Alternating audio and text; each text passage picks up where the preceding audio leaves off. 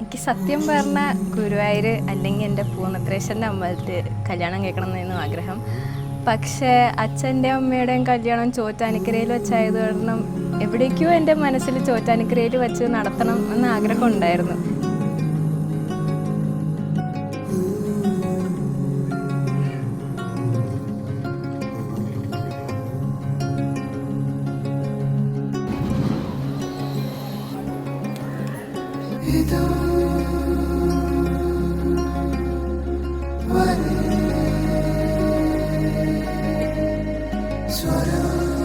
അവിടെ എത്തിക്കഴിഞ്ഞപ്പോഴത്തേക്കും എനിക്ക് തോന്നുന്നു 9-9:30 താലികെട്ടായപ്പോഴത്തേക്കും കുറേ നേരം ഞങ്ങൾ വെയിറ്റ് ചെയ്തു.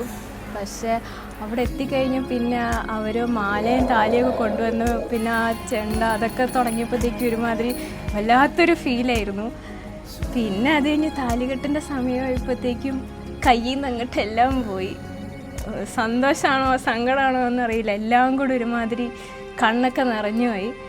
പോരാമേ നിൻ കൂടെ കാതങ്ങൾ ദൂരെ മേഘങ്ങൾ പോലെ നാം ചേരുന്നേ താനേ ആനന്ദമേ സർവമാനന്ദമേ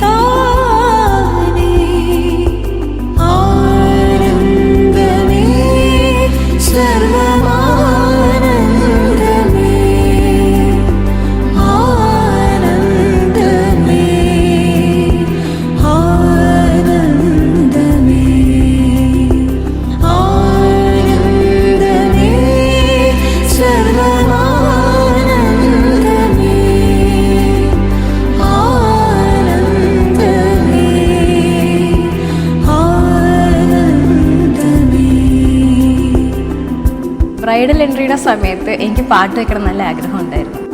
പാട്ട് വന്നപ്പോഴത്തേക്കും ഞാൻ നേരെ നോക്കുമ്പോൾ ചേട്ടനെ കാണുന്നു.